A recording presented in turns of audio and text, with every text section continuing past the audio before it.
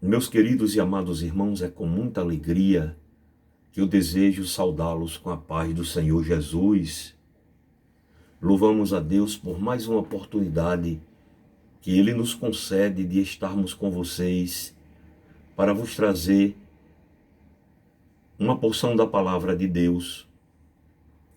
Hoje eu gostaria de fazer uma leitura de apenas um versículo que está na primeira epístola universal do apóstolo São Pedro, capítulo 5, versículo 6, palavra que nos diz: humilhai-vos, pois, debaixo da potente mão de Deus, para que a seu tempo vos exalte. Meus queridos irmãos, nós sabemos que o ser humano, com frequência, ele busca ser reconhecido. Ele tem necessidade de ser reconhecido. E sabemos que há sempre um preço a ser pago.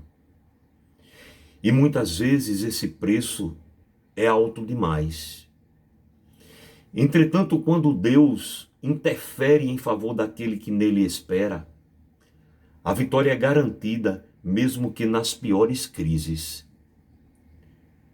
Eu aprendo com a Bíblia que o caminho da exaltação é a humildade voluntária e sincera.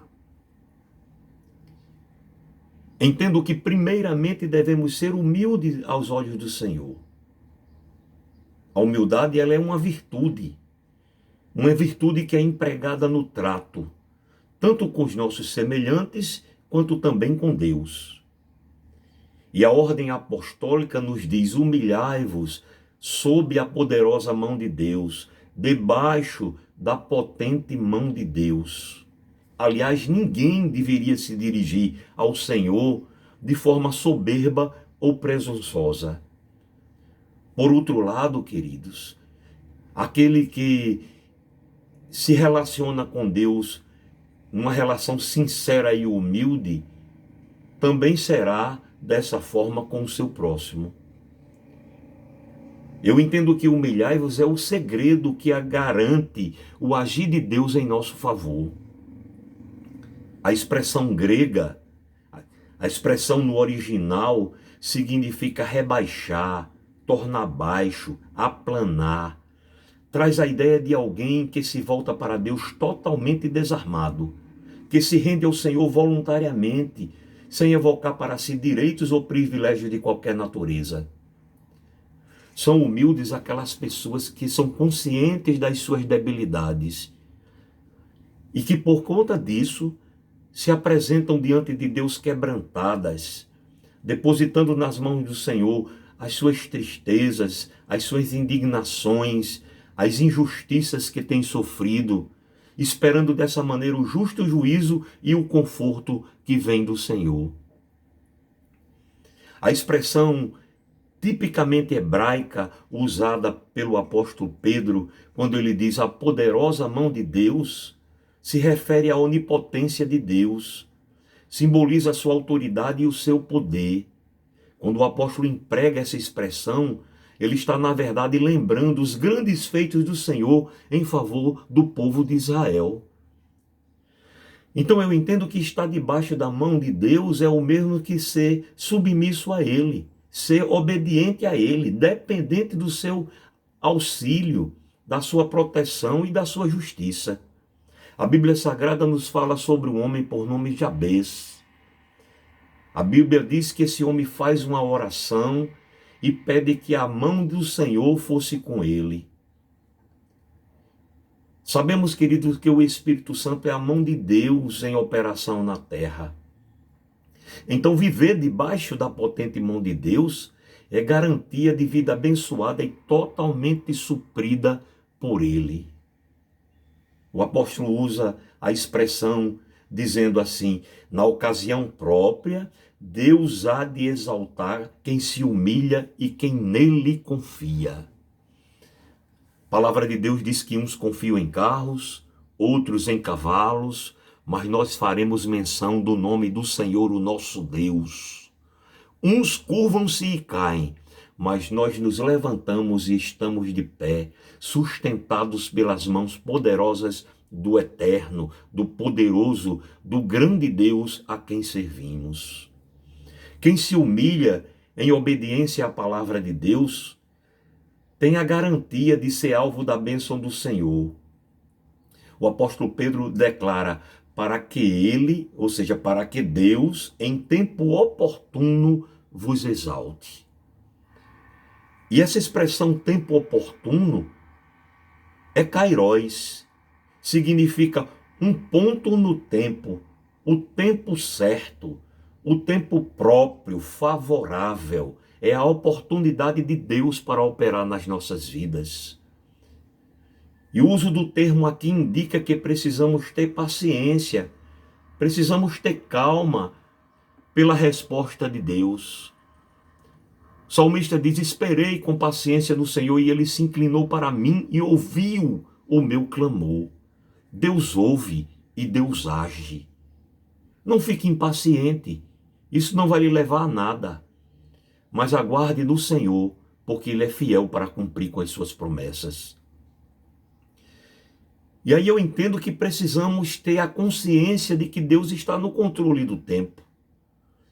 O salmista Davi, no Salmo 37, ele aborda essa questão do tempo, quando ele fala no Salmo sobre a transitoriedade da felicidade dos ímpios. Ele usa a expressão ou as expressões que revelam o controle que Deus tem do tempo. No versículo 2 do Salmo 37, ele diz: pois eles dentro em breve. Ele fala da questão do tempo. Aí no versículo 10 ele diz: mais um pouco de tempo.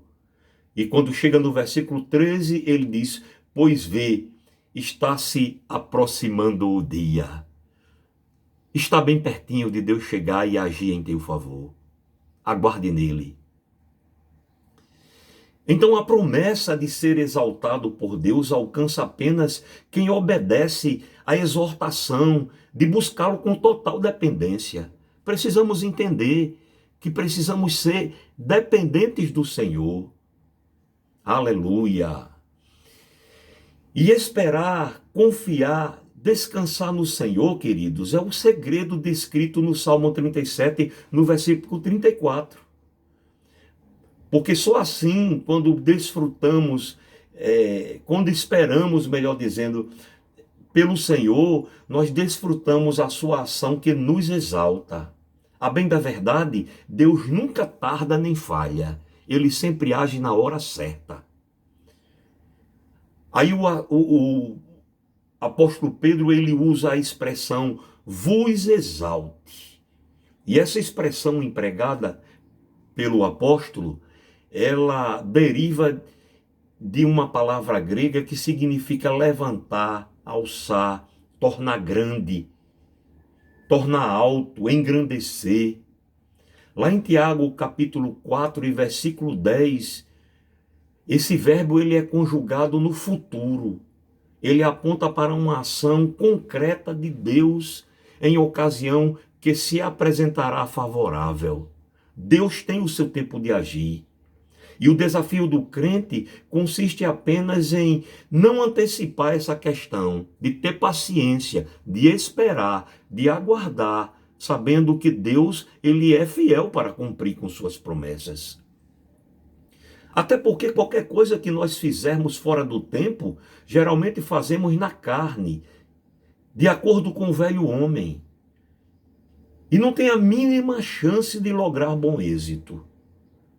Ser exaltado aqui, ser exaltado por Deus, significa crescer, alcançar valor, ser honrado, exatamente onde nós éramos desprezados ou ignorados.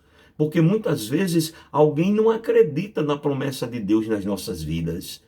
Mas não se preocupe, Deus vai lhe exaltar no tempo certo. E eu sei, queridos, que é duro, é difícil sofrer a injustiça, o agravo, o dano sem nada fazer. Mas esse é o caminho das Escrituras. Esse é o caminho do discipulado cristão.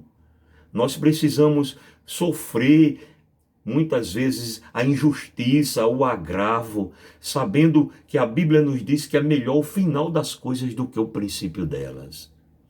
Jesus Cristo foi a pessoa mais injustiçada que já passou neste mundo. Pagou pelo que ele não devia. No entanto, a palavra de Deus nos diz, em Filipenses 2:9, que Deus o exaltou sobremaneiramente. Paulo diz aos crentes da Tessalônica que Deus é o vingador daqueles que, quando sofrem qualquer tipo de ofensa ou prejuízo, confiam nele para a reparação. Então entenda que devemos crer que no tempo adequado, o Senhor, o nosso Deus, nos levará a bom termo. Mas isto somente acontecerá se fizermos as coisas do seu modo, se formos obedientes à sua santa palavra, se vivermos esta palavra. Então, não devemos confiar em nada que represente vantagem em relação aos outros. Não podemos confiar na cultura, na posição, nos títulos que temos, nos dons, no dinheiro que está no nosso bolso. Porque isso soa como soberba. E resulta apenas na condenação divina. Precisamos sim estar convictos de que tudo vem de Deus e dele somos devedores. Portanto, queridos, precisamos esperar que o Senhor crie as circunstâncias, a ocasião apropriada para galgarmos aquilo que ele tem em mente para nós. O Senhor já elaborou todos os projetos. Aguarde o tempo, porque ele vai cumprir todas as coisas e somente o nome dele será glorificado na sua vida e na minha vida. Amém. Que o Senhor acrescente a sua bênção sobre nós e que possamos aguardar no silêncio a salvação que vem do Senhor. Amém.